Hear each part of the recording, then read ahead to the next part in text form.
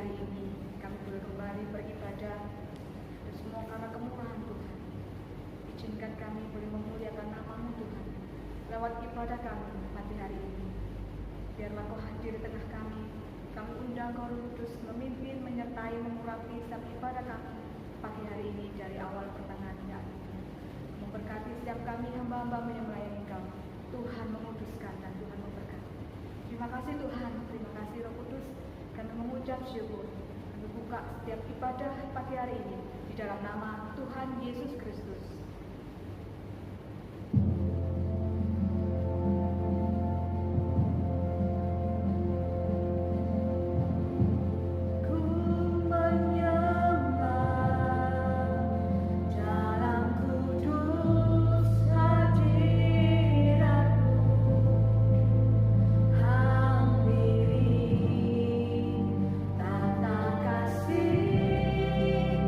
Karuniamu Bapa,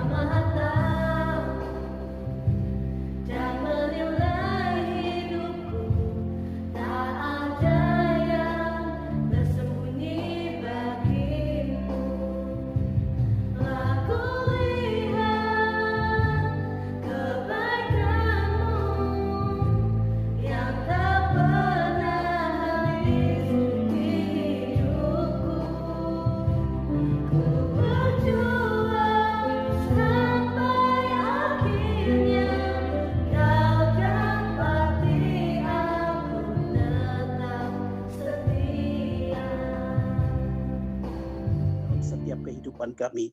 Berkati anak-anak-Mu dimanapun mereka berada, yang pada kesempatan pagi hari ini mengikuti acara ibadah dari pertengahan sampai pada selesainya secara Zoom. Mari Tuhan, Engkau menolong kehidupan kami semua. Biarlah Engkau hadir dan Engkau akan memberkati ibadah kami yang sepenuhnya kami serahkan ke dalam tangan Tuhan. Biarlah Engkau juga memakai kehidupan kami, hamba-Mu khususnya, yang tidak ada kemampuan kebisaan apa-apa selain menyerahkan hidup ini untuk boleh dipakai menjadi saluran berkat bagi menyatakan apa yang menjadi kehendak-Mu Tuhan. Di dalam nama Tuhan Yesus Kristus kami sudah berdoa. Haleluya. Amin.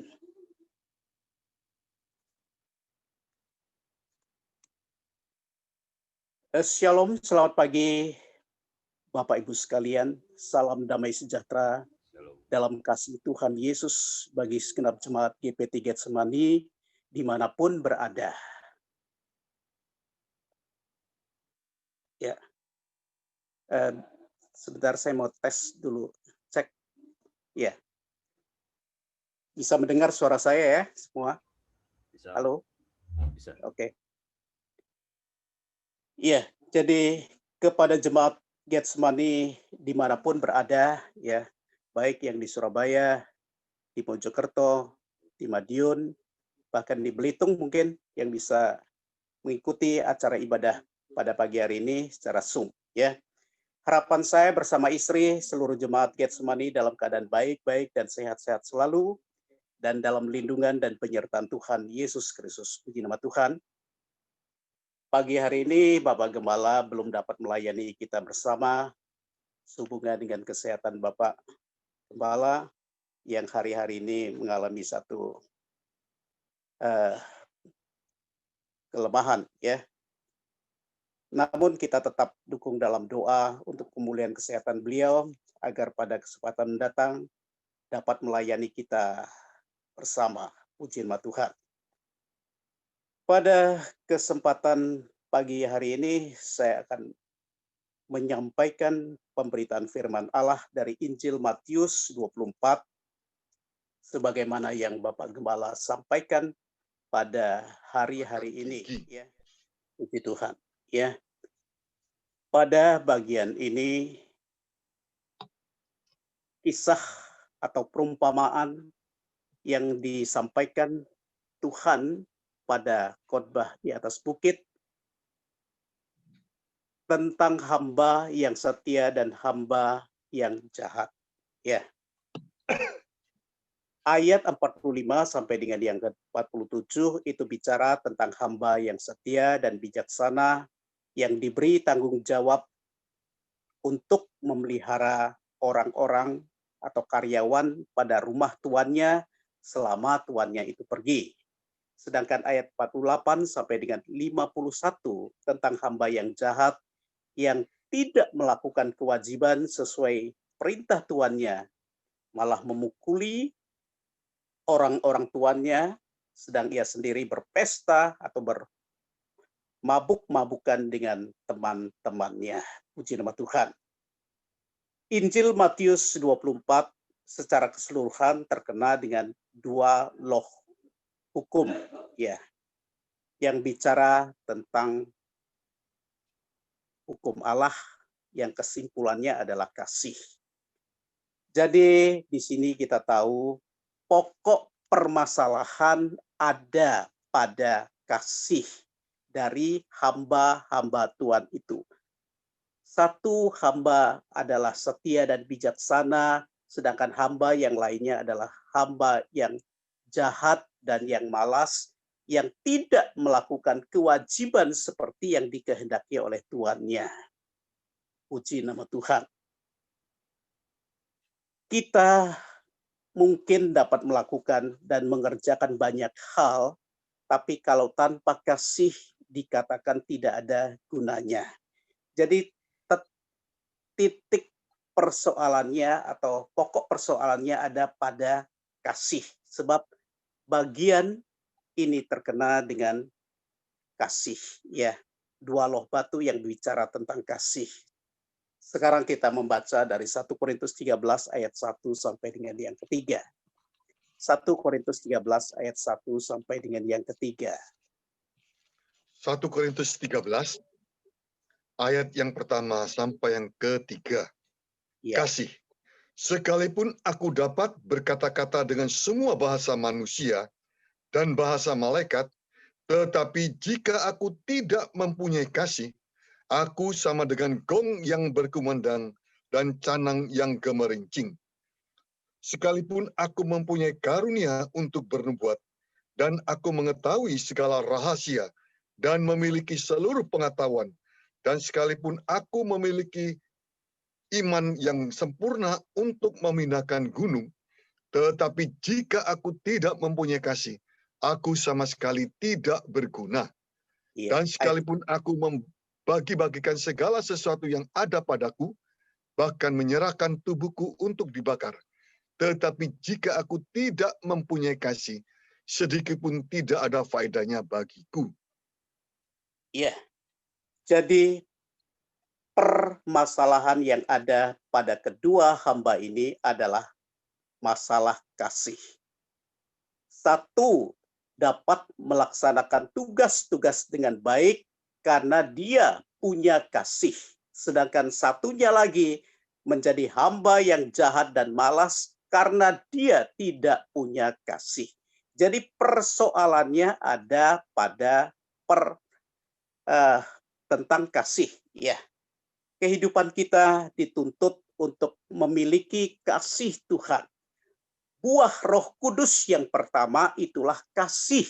Ya, itu sebabnya Allah memberikan kepada kita buah Roh Kudusnya. Roh Kudusnya ada di dalam kehidupan kita dan berbuah-buah dan memberikan karunia-karunia kepada kehidupan jemaat Tuhan. Agar jemaat Tuhan itu dapat melaksanakan ibadah kepada Tuhan dan melayani dengan kasih. Ya, kita kembali pada ayat pokok di dalam Injil Matius 24 ayat 45. Ayat ini merupakan kalimat tanya. Siapakah hamba yang setia dan bijaksana yang diangkat oleh tuannya atas orang-orangnya untuk memberikan mereka makanan pada waktunya?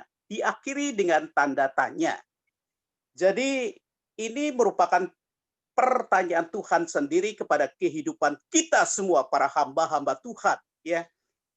Jadi sebenarnya yang dituju oleh firman Tuhan ini adalah kehidupan kita semua, para hamba-hamba Tuhan. Tetapi di sini tidak hanya kepada hamba-hamba Tuhan yang melayani mimbar, sebab semua kehidupan kita ini adalah hamba-hamba Tuhan berdasarkan 1 Petrus 2 ayat yang ke-16. Coba kita membaca dari 1 Petrus 2 ayat yang ke-16. Jadi tidak hanya terbatas pada hamba-hamba Tuhan atau gembala-gembala, pendeta-pendeta, misionari, dan pastor yang melayani mimbar. Tidak, tetapi kita semua adalah hamba-hamba Tuhan. 1 Petrus 2 ayat yang ke-16. 1 Petrus 2 ayat yang ke-16. Hiduplah sebagai orang merdeka, dan bukan seperti mereka yang menyalahgunakan kemerdekaan itu untuk menyelubungi kejahatan-kejahatan mereka. Tetapi hiduplah sebagai hamba Allah. Hidup sebagai hamba Allah yang mempergunakan hak kemerdekaan yang Allah berikan dalam kehidupan kita. Allah telah memerdekakan kehidupan kita lewat kebenarannya, agar kehidupan kita tidak menyalahgunakan kemerdekaan yang sudah Tuhan berikan dengan menyelubungi kejahatan-kejahatan yang kita lakukan. Ya, Tuhan inginkan dari kehidupan kita ada kasih yang oleh dorongan kasih Allah itu kita melakukan perkara-perkara yang Tuhan inginkan dari dalam kehidupan kita bersama. Puji nama Tuhan. Mengapa ada hamba yang setia dan bijaksana atau hamba yang baik dan ada hamba yang jahat dan malas? Ya, semua itu terletak pada hati mereka masing-masing. Adakah hati mereka punya kasih atau tidak? Ya. Puji Tuhan. Kita sekarang bedakan antara hamba yang setia dan yang bijaksana. Ya, siapakah hamba yang setia dan bijaksana yang dimaksud di dalam perumpamaan ini? Ya, dalam kesempatan ini Tuhan bicara kepada murid-murid lewat perumpamaan. Ya, acap kali Tuhan menyampaikan pengajarannya lewat perumpamaan.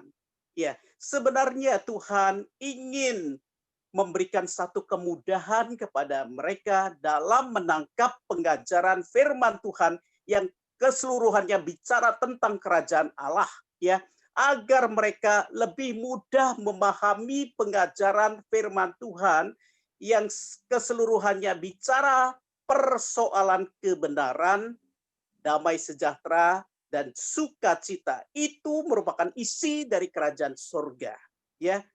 Jadi mengapa Tuhan menyampaikan pengajarannya lewat perumpamaan? Itu adalah untuk memudahkan kehidupan murid-murid untuk menangkap firman-Nya. Itu yang saya dapatkan, ya, saya bisa tangkap lewat perumpamaan-perumpamaan. Dan acap kali perumpamaan-perumpamaan yang Tuhan ajarkan di dalam pengajarannya itu justru memberikan satu solusi kepada kehidupan kita jemaat Tuhan untuk mengerti apa yang menjadi maksud Tuhan. Ya, kita bicara soal hamba yang setia dan bijaksana. Siapakah mereka itu? Yang pertama, hamba yang setia dan bijaksana itu menunjuk pada hamba yang dapat melakukan tugasnya di dalam ayat yang ke-46 dari Injil Matius 24. Saya bacakan, berbahagialah hamba yang didapati tuannya melakukan tugasnya itu ketika tuannya itu datang. Ya, jadi hamba yang setia dan bijaksana di sini adalah kehidupan hamba yang melakukan kewajiban, melakukan tugas-tugas yang sudah diperintahkan oleh tuannya. Ya, di dalam Injil Lukas pasal yang ke-12 ayat 41 sampai dengan 48 ini juga merupakan kisah yang sama, ya. Di sana dikatakan justru jabatan yang Tuhan berikan pada hamba itu sebagai kepala pengawas atas rumahnya. Ya, coba kita membaca saja, ya. Injil Lukas 12. Injil Lukas 12. Ayat 41 sampai dengan 48, ya. Lukas 12 ayat 41 sampai yang ke-48. Kata Petrus, Tuhan, kamilah yang engkau maksudkan dengan perumpamaan ini atau juga semua orang? Jawab Tuhan, jadi siapakah pengurus rumah yang setia dan bijaksana yang Ya, akan diangkat oleh terus kepala yang atas semua hambanya memberikan makan. Ya, terus ya. yang diangkat oleh tuannya menjadi kepala atas semua hambanya untuk memberikan makanan kepada mereka pada waktunya. Berbahagialah hamba yang didapati tuannya melakukan tugasnya itu ketika tuannya itu datang. Aku berkata kepadamu, sesungguhnya tuan itu akan mengangkat dia menjadi pengawas segala miliknya. Akan tetapi, jikalau hamba itu jahat dan berkata di dalam hatinya, tuanku tidak datang-datang, lalu ia mulai memukul hamba-hamba laki-laki dan hamba-hamba perempuan dan makan, minum, dan mabuk, maka tuan hamba itu akan datang pada hari yang tidak disangkakannya dan pada saat yang tidak diketahuinya, dan akan membunuh dia dan membuat dia senasib dengan orang-orang yang tidak setia. Adapun hamba yang tahu akan kehendak tuannya, tetapi yang tidak mengadakan persiapan atau tidak melakukan apa yang dikehendaki tuannya, ia akan menerima banyak pukulan. Tetapi barang siapa tidak tahu akan kehendak tuannya dan melakukan apa yang harus mendatangkan pukulan, ia akan menerima sedikit pukulan. Setiap orang yang kepadanya banyak diberi, daripadanya akan banyak dituntut. Dan kepada siapa yang banyak dipercayakan, daripadanya akan lebih banyak lagi dituntut. Puji nama Tuhan, ya. Jadi kisah ini adalah sama dengan yang ada di dalam Injil Matius 24 ayat 45 sampai dengan 47. Di dalam Injil Lukas lebih spesifik disebutkan di sana pengurus hamba itu dijadikan sebagai pengurus rumah, ya. Kepala pengurus rumah atas rumah tuannya, puji nama Tuhan. Jadi kepada hamba yang setia dan bijaksana itu karena dia tahu persis apa yang menjadi kehendak tuannya, ya di dalam ayat 47a di dalam Injil Lukas pasal yang ke-12 tadi, ya.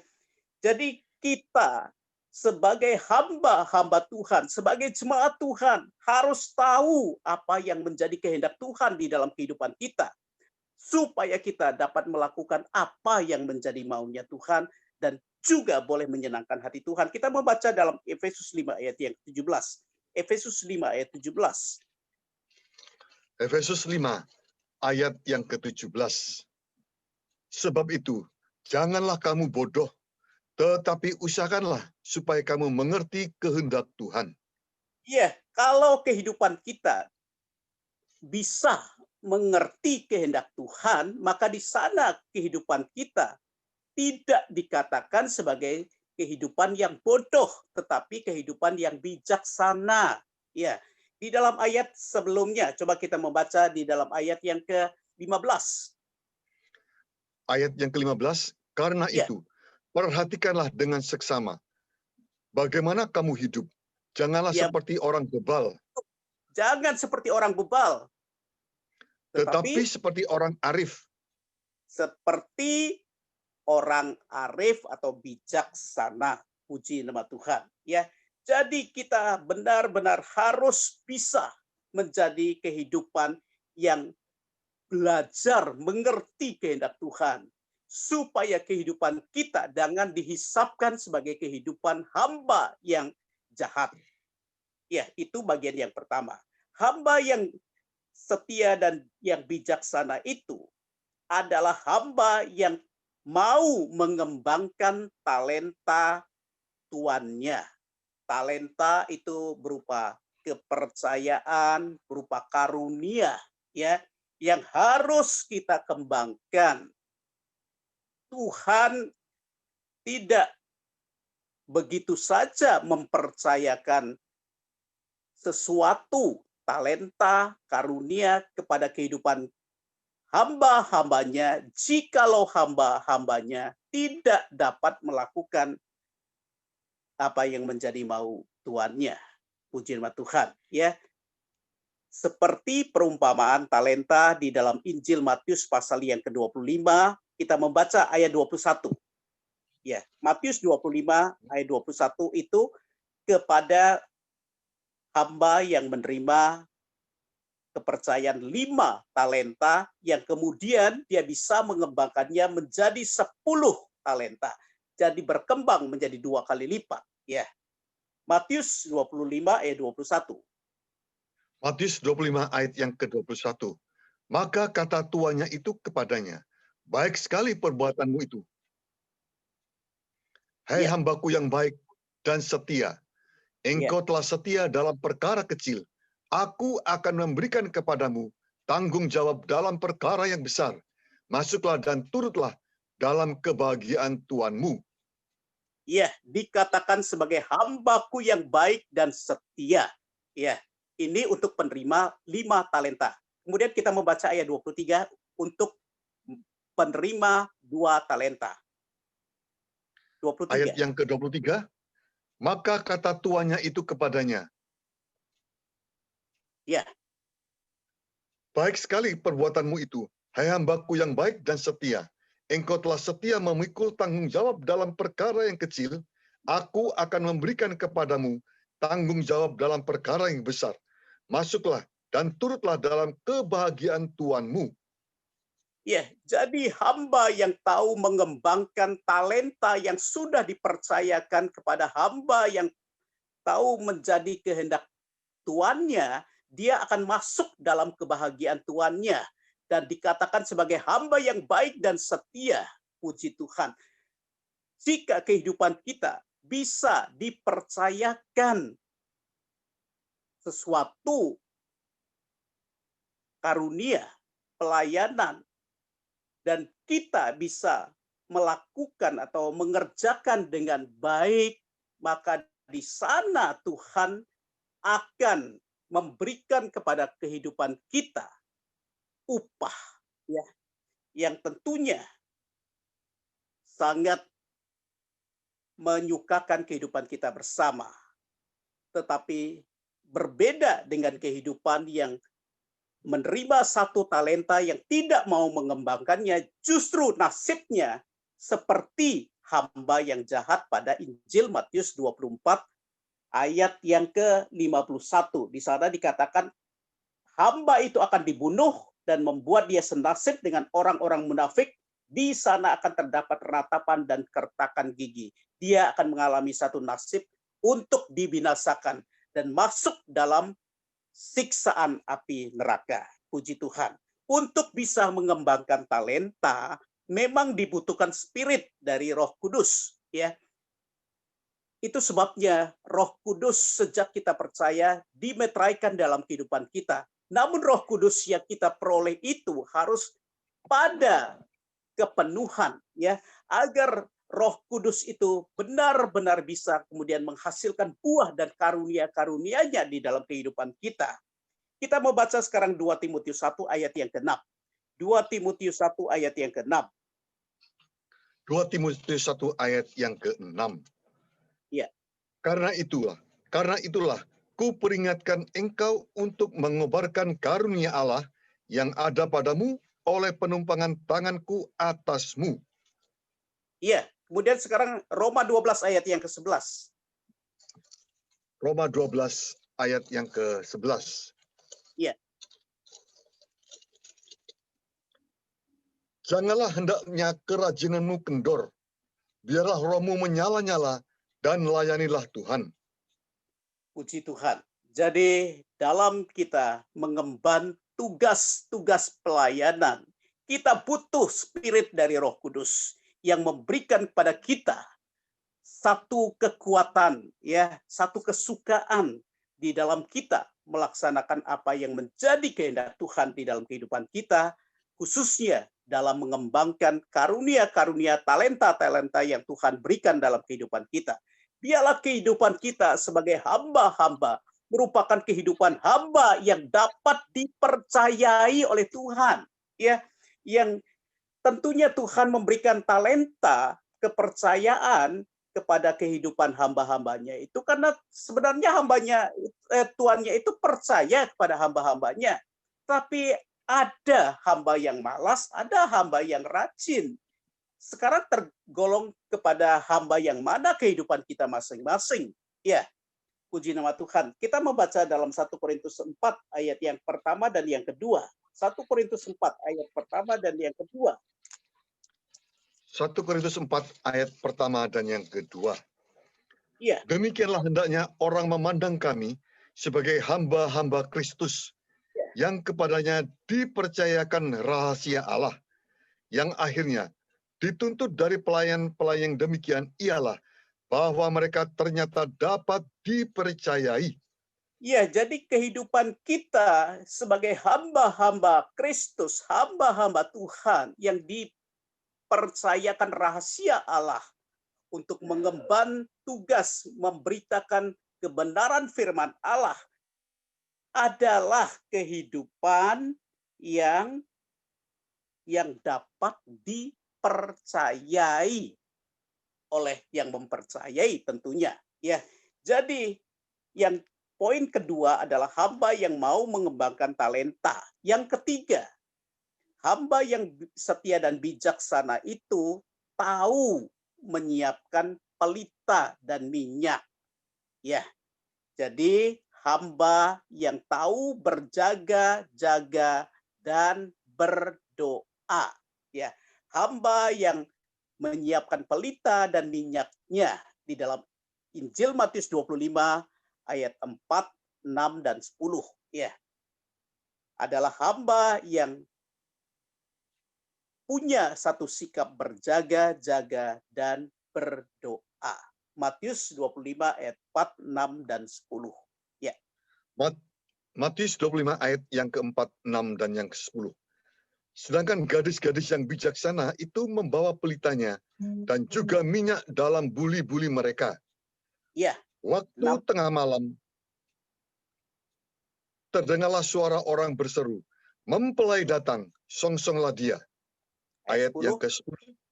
Akan tetapi, waktu mereka sedang pergi untuk membelinya, datanglah mempelai itu, dan mereka yang telah siap sedia masuk bersama-sama dengan dia ke ruang perjamuan kawin, lalu pintu ditutup. Iya. Puji nama Tuhan. Kita sekarang membaca dalam Matius 24 ayat 44. Matius 24 ayat yang ke-44. Sebab itu, hendaklah kamu juga siap sedia, karena anak manusia datang pada saat yang tidak kamu duga. Ya, kita tidak tahu kapan Tuhan Yesus atau anak manusia itu datang untuk menjemput kehidupan kita. Yang Tuhan inginkan adalah satu kesiapan kehidupan kita. Berjaga-jaga dan berdoa. Tidak berjaga-jaga saja tetapi tanpa berdoa, bukan. Tetapi berjaga dan berdoa. Memang daging kita lemah ya untuk diajak berdoa, untuk diajak membaca firman, untuk diajak beribadah, untuk diajak melayani. Kadangkala kita banyak alasan ya, tetapi berusahalah menjadi hamba yang setia, yang kepadanya Tuhan percayakan tugas-tugas itu kepada kehidupan kita untuk bisa kita laksanakan dengan baik. Sekarang kita membaca dalam Matius 26 ayat 41. Matius 26 ayat 41 tentang Matius pencobaan. 26 ayat yang ke-41. Berjaga-jagalah dan berdoalah, supaya kamu jangan jatuh ke dalam pencobaan. Roh memang penurut, tetapi daging lemah. Roh memang penurut, tetapi daging kita kerap kali lemah, ya. Kerap kali menjadi penghalang dalam kita untuk maju di dalam Tuhan, ya. Sebabnya kita berusaha, ya. Kita belum sempurna, kita masih banyak keterbatasan, kelemahan dan kekurangan. Ya, saya sendiri menyadari kekurangan dan kelemahan saya, ya. Sebenarnya pada kesempatan pagi hari ini saya agak dredeg juga melayani minggu seperti ini ya. Ya, jadi awal-awal saya agak nervous ya, tapi Tuhan tolong ya supaya Tuhan berikan satu kelancaran dalam saya berbicara ya. Sebab ada rasa nervous ya, agak takut begitu ya. Ya, tetapi gimana lagi? Ini adalah tugas yang Bapak Gembala percayakan pada saya untuk saya emban dan saya laksanakan ya. Saya berusaha dengan kekuatan yang dari Tuhan, bukan kekuatan saya ya. Terus terang dari kemampuan saya tidak bisa ya. Kita kembali pada Injil Matius 24 ayat 47. Ya, ayat 47 dari Matius 24. Ya, aku berkata kepadamu sesungguhnya tuannya itu akan mengangkat dia menjadi pengawas segala miliknya. Pengawas di dalam Injil Lukas 12 dikatakan di dalam 47a dia dipercayakan sebagai kepala, ya, kepala dari rumah tangga, kepala rumah tangga seperti yang pernah dipercayakan Potifar kepada Yusuf, ya. Itu kurang lebih jabatan yang diberikan ya. Jadi luar biasa sebenarnya jabatan yang Tuhan percayakan kepada hamba itu, tetapi sayangnya hamba yang satunya yang malas dan jahat itu tidak mengerti apa yang menjadi kehendak tuannya ya. Sedangkan hamba yang setia dan bijaksana yang dapat menyelesaikan tugas-tugasnya dengan baik, maka kepada hamba itu tentunya akan diangkat oleh tuannya untuk mengalami satu kemuliaan. Puji nama Tuhan. Hamba yang jahat justru tidak menerima apa yang tuannya itu janjikan ya, satu kebahagiaan, justru pas dibawa kepada satu kebinasaan, dibunuh ya, dan masuk dalam siksaan api neraka. Itu menunjuk pada hukuman yang Allah berikan kepada kehidupan kita sebagai hamba yang jahat, yang tidak bisa menyelesaikan tugas-tugas kewajiban kita, ya. Jadi dengan mengabaikan waktu yang Tuhan telah berikan untuk kita bekerja, ya, maka kita dihisapkan sebagai hamba yang malas, seperti penerima 1 talenta dan anak dara yang bodoh. Ya, saya tegaskan kembali, jika hamba yang tidak melakukan kehendak tuannya dengan mengabaikan waktu yang telah diberikan tuannya untuk bekerja melayani dia, itu dihisapkan sebagai hamba yang malas, seperti penerima 1 talenta dan anak dara yang bodoh. Ya, di dalam Injil Yohanes 9 ayat yang keempat kita baca. Yohanes 9 ayat yang keempat. Injil Yohanes 9 ayat yang keempat. Kata kita harus mengerjakan pekerjaan Dia yang mengutus aku. Selama masih siang, akan datang malam, di mana tidak ada seorang pun yang dapat bekerja. Ya, jadi kita harus berusaha untuk melakukan pekerjaan yang Tuhan percayakan dalam kehidupan kita, ya, selagi hari masih siang, sebab akan datang malam di mana tidak ada seorang pun dapat bekerja. Ya, Tuhan izinkan kita berada pada masa pandemi saat-saat sekarang ini, ya, yang memberikan kita waktu luang yang lebih banyak. Ya, tetapi bukan berarti kehidupan kita kemudian menganggur saja di rumah tanpa melakukan suatu apapun, ya. Ada pekerjaan-pekerjaan rumah yang harus kita kerjakan sebenarnya, ya, dalam masa-masa pandemi ini. Justru memperbaiki hubungan kita di dalam keluarga, memperbaiki hubungan kita dengan pribadi Allah dalam pelayanan-pelayanan. Justru banyak kita mempergunakan waktu untuk introspeksi ke dalam diri kita.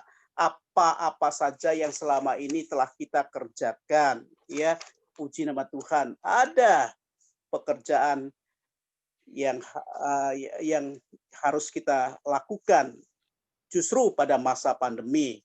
Masa pandemi seharusnya memberikan dampak yang positif bagi rohani kita, ya. Masa pandemi ini membuat banyak memang perubahan dalam kehidupan kita, ya. Memang secara materi, secara lahiriah, secara badani kita banyak mengalami kemerosotan, namun tidak demikian dengan rohani kita. Itu seharusnya yang terjadi, ya. Secara lahir memang kita diizinkan mengalami satu kemerosotan, tetapi rohani kita harus semakin ditingkatkan. Kita mau baca sekarang di dalam 2 Korintus 4 ayat 16 sampai dengan yang ke-18. Ini adalah nasihat yang sangat baik dari Rasul Paulus mengenai penderitaan yang Tuhan izinkan kita alami selama masa-masa ini, ya. Masa-masa sulit. Ya, 2 Korintus 4 ayat 16 sampai dengan 18. Jangan tawar hati, juga waktu menghadapi maut. Sebab itu kami tidak tawar hati, tetapi meskipun manusia lahiriah kami semakin merosot, namun manusia batiniah kami dibaharui dari sehari ke sehari. Sebab penderitaan ringan yang sekarang ini mengerjakan bagi kami kemuliaan kekal yang melebihi segala-galanya, jauh lebih besar daripada penderitaan kami. Sebab kami tidak memperhatikan yang kelihatan, melainkan yang tak kelihatan. Karena yang kelihatan adalah sementara, namun yang tak kelihatan adalah kekal. Puji Tuhan, ya. Jadi kita harus mengarahkan pandangan kita kepada pahala yang Tuhan sediakan di balik langit biru. Di belakang sana Tuhan menjanjikan suatu upah bagi kehidupan hamba yang setia dan bijaksana, yang tahu melakukan apa yang menjadi kehendak Tuannya. Di tengah kesulitan Tuhan tetap memberikan satu pengharapan, ya.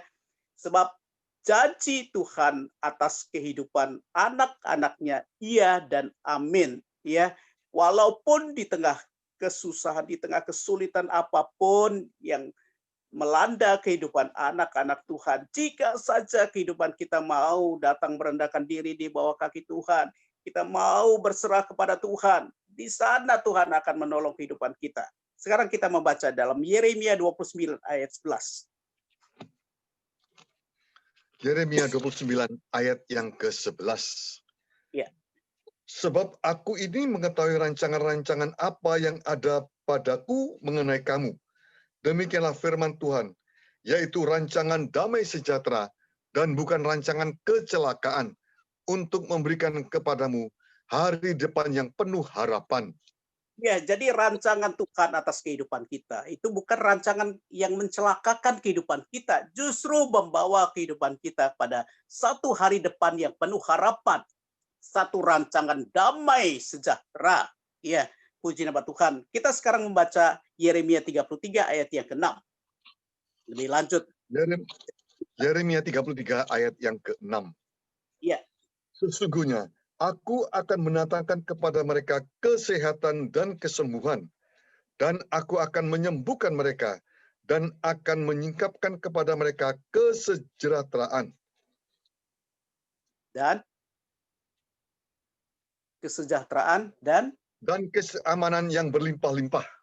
Iya, itu janji Tuhan yang harus kita yakini. Sesungguhnya Tuhan itu mendatangkan kepada kita kesehatan dan kesembuhan. Ya, aku akan menyembuhkan mereka dan menyingkapkan kepada mereka kesejahteraan dan keamanan yang berlimpah-limpah. Luar biasa sebenarnya janji Tuhan. Ya, jangan kita berpaling kepada dari Tuhan. Ya, tetaplah kita tekun ya di dalam Tuhan, menantikan janji Tuhan digenapi atau digenapkan di dalam kehidupan kita. Pergunakan waktu yang ada dengan sebaik-baiknya. Tadi kita sudah baca, hiduplah sebagai orang yang arif bijaksana, mempergunakan waktu yang ada karena hari-hari ini adalah jahat. Di dalam Efesus 5 ayat 15 sampai dengan 18 ya, enggak usah dibaca. Janganlah kita bermabuk-mabukan seperti yang dilakukan oleh hamba yang jahat di dalam ayat 49 dari Injil Matius 24 tadi. Ya, di sana dikatakan Tuanku tidak datang-datang karena berpikiran hamba yang jahat itu tuannya itu tidak datang-datang, lalu ia mulai memukul hamba-hamba lain dan makan minum bersama-sama pemabuk-pemabuk. Di sana hamba yang jahat ini melakukan hal-hal yang tidak pantas, ya. Bermabuk-mabukan yang pada akhirnya kehidupan itu dibawa kepada satu kebinasaan, ya, karena hidup di dalam hawa nafsu kedagingan belaka. Yang Tuhan inginkan dari kehidupan kita, kita harus penuh dengan roh, ya. Coba ayat ini saja kita baca ya. Efesus 5 ayat yang ke-17 dan 18 saja. Efesus 5 ayat 17 dan yang ke-18. Sebab itu, janganlah kamu bodoh, tetapi usahakanlah supaya kamu mengerti kehendak Tuhan. Dan janganlah kamu mabuk oleh anggur, karena anggur menimbulkan hawa nafsu, tetapi hendaklah kamu penuh dengan roh. Iya, jadi poinnya adalah kita harus bisa mengerti kehendak Tuhan, tidak bermabuk-mabukan seperti yang dilakukan oleh hamba yang jahat tadi di dalam ayat 49, yang kemudian membawa kehidupan itu mengalami nasib seperti orang-orang munafik, ya, dihukum, dibinasakan, disiksa dalam api neraka, ya, di dalam ayat yang ke-50 dan 51. Ya, itu akhir atau nasib dari hamba yang jahat itu, ya. Tetapi kehidupan kita tidaklah demikian. Asal saja kehidupan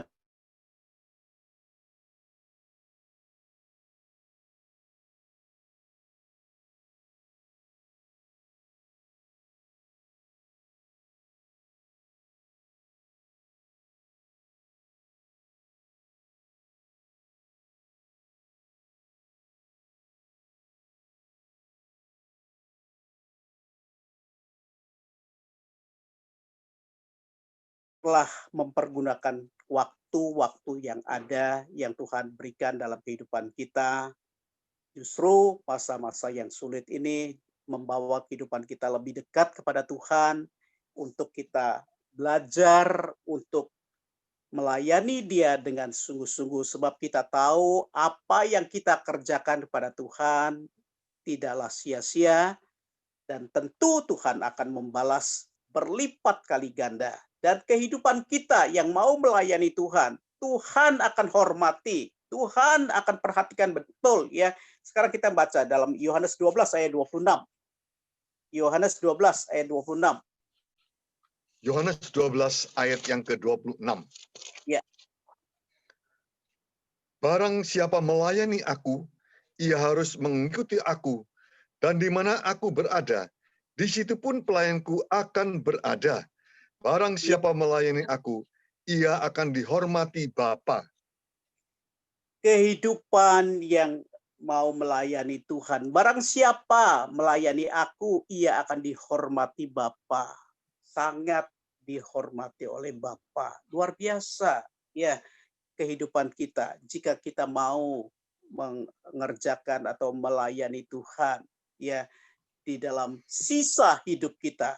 Ya, mari dalam tahun yang baru ini kita membaharui ibadah pelayanan tahbisan kita dengan membuang hal-hal yang lama, kebiasaan buruk, tabiat lama, ya, juga perkataan yang sembrono dan sia-sia, pikiran yang jahat, singkirkan dan buang semua itu dalam nama Yesus. Kita buang semuanya. Ya, coba kita membaca sekarang di dalam Efesus 4 ayat 29 sampai dengan 32. Efesus 4 ayat 29 sampai dengan 32 merupakan ayat-ayat terakhir ya sebelum kita masuk dalam perjamuan suci. Ya. Efesus 4 ayat 29 sampai yang ke-32. Ya. Janganlah ada perkataan kotor keluar dari mulutmu, tetapi pakailah perkataan yang baik untuk membangun di mana perlu, supaya mereka yang mendengarnya beroleh kasih karunia. Dan janganlah kamu mendukakan Roh Kudus Allah yang telah memeteraikan kamu menjelang hari penyelamatan. 31. Segala kepahitan, kegeraman, kemarahan, pertikaian, dan fitnah hendaklah dibuang dari antara kamu. Demikian pula segala kejahatan. 32. Tetapi hendaklah kamu ramah seorang terhadap yang lain, penuh kasih mesra, dan saling mengampuni, sebagaimana Allah di dalam Kristus telah mengampuni kamu. Puji nama Tuhan. Ya, jadi jika hari-hari ini masih ada kepahitan, kegeraman, kemarahan ya kepada sesama kita, pada istri, pada suami, pada anak dan sebagainya, buang semuanya itu dalam nama Yesus. Perbaharui kehidupan kita. Jadilah hamba yang setia dan bijaksana. Di sana Tuhan akan sangat menghormati kehidupan kita, memuliakan kehidupan kita, mengangkat kehidupan kita, meninggikan kehidupan kita. Asal saja kehidupan kita merupakan hamba-hamba yang bisa dipercayai. Ya, sebagai ayat yang terakhir kita membaca 2 Timotius 2 ayat 15. 2 Timotius 2 ayat 15. 2 Timotius 2 ayat yang ke-15. Usahakanlah supaya engkau layak di hadapan Allah sebagai seorang pekerja yang tidak usah malu, yang berterus terang memberitakan perkataan kebenaran itu. Berusaha hidup layak. Berusahalah supaya engkau layak di hadapan Allah sebagai pekerja yang tidak usah malu. Ya, apapun bentuk pekerjaan yang Tuhan percayakan dalam kehidupan kita. Oh, kok Tuhan mempercayakan saya sebagai ini? Ya, kok enggak seperti itu? Ya, jangan iri dengan apa yang Tuhan berikan pada orang lain ya. Mungkin kalau kita diberikan kepercayaan seperti yang diberikan pada orang lain itu, kita belum tentu bisa mengerjakannya. Tuhan tahu apa yang bisa kita lakukan, itu yang Tuhan berikan. Jangan iri ya, tetapi baiklah kehidupan kita mengerjakan apa yang Tuhan sudah berikan kepada kehidupan kita masing-masing. Ya, satu lagi, 2 Timotius 4 ayat yang kelima. 2 Timotius 4 ayat yang kelima. 2 Timotius 4 ayat yang kelima. Tetapi Ya. kuasailah dirimu dalam segala hal, sabarlah menderita, lakukanlah pekerjaan pemberitaan Injil, dan tunaikanlah tugas pelayananmu. Jadi Tuhan menghendaki agar kehidupan kita menguasai diri kita dalam segala hal, sabar menderita, sabar saat-saat ini, ya. Lakukanlah pekerjaan pemberita Injil, belajar untuk memberitakan Injil, berbagi apa yang sudah Tuhan berikan kepada kehidupan kita, firman Tuhan yang sudah Bapak Gembala banyak berikan pada kehidupan kita, dan tunaikan tugas-tugas pelayanan kita. Tuhan Yesus memberkati. Ya, mari kita naikkan pujian dan kita masuk di dalam doa. Mengasihi lebih sungguh, ya, dan melayani lebih sungguh. Mari kita hati untuk perjalanan suci, ya, siapkan perjalanan suci di rumah kita masing-masing. Mengasihi lebih dahulu. Mengasihi lebih sungguh.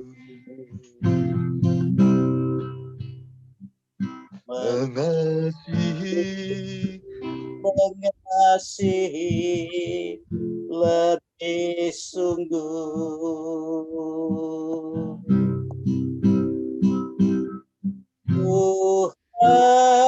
Tuhan lebih dulu mengasihi kepadaku, mengasihi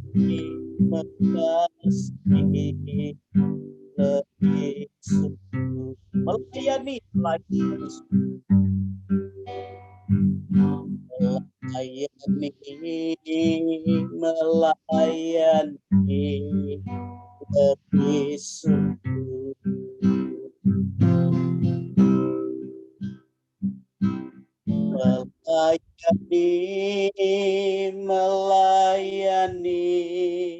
lebih sungguh.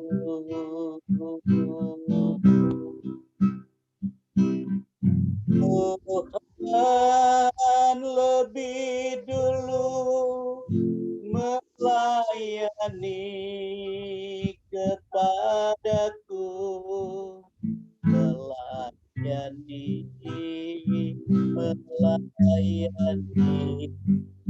lebih sungguh. Kita tundukkan kepala dan kita masuk di dalam doa. Bapa Surgawi, kami mengucap syukur dan berterima kasih buat firman yang sudah kami terima pada ibadah pada pagi hari ini. Engkau sudah mengajarkan pada kehidupan kami tentang hamba yang setia, bijaksana, dan hamba yang jahat. Dan tergolong manakah kehidupan kami masing-masing? Jawabannya ada pada kehidupan kami masing-masing, yang harus kemudian kita pertanggungjawabkan kepadamu atas waktu yang sudah Tuhan berikan dalam kehidupan kami, atas kepercayaan, atas talenta, atas karunia-karunia yang sudah Tuhan percayakan dalam kehidupan kami. Biarlah kehidupan kami, Tuhan, merupakan hamba-hamba Kristus yang Engkau percayakan daripada kehidupan ini, rahasia Allah, agar kami, Tuhan, boleh mengerjakannya dengan baik dan benar, Tuhan. Terima kasih, Tuhan. Jika sadar kami akan menikmati tubuh dan darah-Mu, biarlah Engkau kuduskan setiap kehidupan kami masing-masing, agar kami layak di hadapan Engkau untuk bersekutu di dalam tubuh dan darah-Mu, Tuhan. Terima kasih, Tuhan. Terima kasih. Di dalam nama Tuhan Yesus Kristus kami terima tubuh dan darah-Mu. Haleluya. Amin. Ya. Biarlah bagikan setiap kehidupan kita tubuh dan darah Tuhan yang sudah kalian saudara siapkan masing-masing di rumah, ya. Angkat lebih tinggi dari kepala kita, dan kita akan mendengarkan firman Tuhan dari 1 Korintus pasal yang ke-11 ayat 23 sampai dengan yang ke-26 ya. Angkat tubuh Tuhan dengan tangan kanan kita lebih tinggi dari kepala. Sebab apa yang telah kuteruskan kepadamu telah aku terima dari Tuhan, yaitu bahwa Tuhan Yesus pada malam waktu ia diserahkan mengambil roti, dan sesudah itu ia mengucap syukur atasnya, ia memecah-mecahkannya dan berkata, inilah tubuhku yang diserahkan bagi kamu, perbuatlah ini menjadi peringatan akan aku. Bukankah roti yang kita pecah-pecahkan adalah persekutuan di dalam tubuh Kristus? Kita makan dengan percaya di dalam nama Tuhan Yesus Kristus. Haleluya.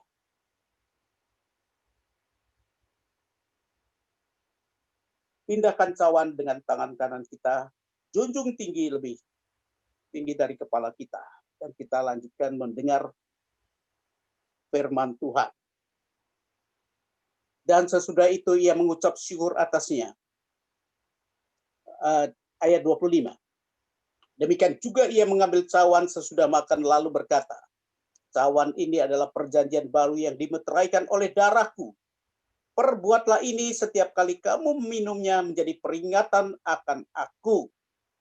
Bukankah cawan pengucapan syukur yang atasnya kita ucapkan syukur adalah persekutuan di dalam darah Yesus?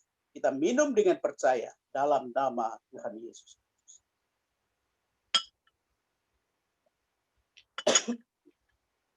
Kita angkat kedua tangan kita menyembah kepada Tuhan. Ayat 26. Sebab setiap kali kamu makan roti ini dan minum cawan ini, kamu memberitakan kematian Tuhan sampai ia datang. Mengasihi, mengasihi. Mengasihi, mengasihi, lebih sungguh. Dan ialah sebentar Bapak David akan berdoa. Mengasihi, mengasihi, lebih sungguh. Haleluya. Tuhan lebih dulu mengasihi kepadaku. Terima kasih Tuhan. Mengasihi lebih sungguh. Haleluya, haleluya. Terima kasih Tuhan. Terima kasih. Terima kasih Bapa. Terima kasih Tuhan. Terima kasih. Kami mengucap syukur, berterima kasih untuk anugerah-Mu yang besar pada pagi hari ini. Kami menyembah, memuliakan nama-Mu untuk kasih karunia-Mu yang Tuhan berikan atas kehidupan kami. Sehingga kehidupan kami Tuhan pagi hari ini, Engkau yang sudah Tuhan menegur kehidupan kami, dan sudah menasihati kehidupan kami sebagai seorang hamba yang setia dalam tugas-tugas pelayanan apapun yang Tuhan percayakan atas kehidupan kami ini. Untuk kami bertanggung jawab untuk mengasihi Engkau Tuhan. Sebab itu tolong kehidupan kami, berikan kemampuan lewat kuasa Roh Kudus atas kehidupan kami ini, agar kehidupan kami tetap setia dalam tugas-tugas pelayanan kami ini, khususnya Tuhan menjelang hari kedatangan-Mu, sebab Engkau datang tidak disangka-sangka, dan tidak ada seorang pun yang tahu. Sebab itu biar pelita dan minyak kami tetap menyala sampai Engkau datang kembali.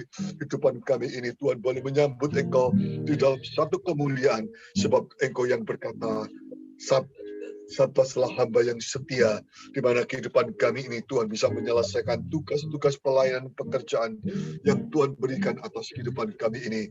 Terima kasih Bapa di surga, terima kasih dari kiranya Engkau mendorong kehidupan kami, berikan kemampuan atas kehidupan kami, biarkan senantiasa urapan Roh Kudus menyertai kehidupan kami, sehingga kehidupan kami tidak menjadi kendor, tidak menjadi lemah, tetapi biar roh kami tetap menyala-nyala untuk melayani pekerjaan-Mu yang kudus ini.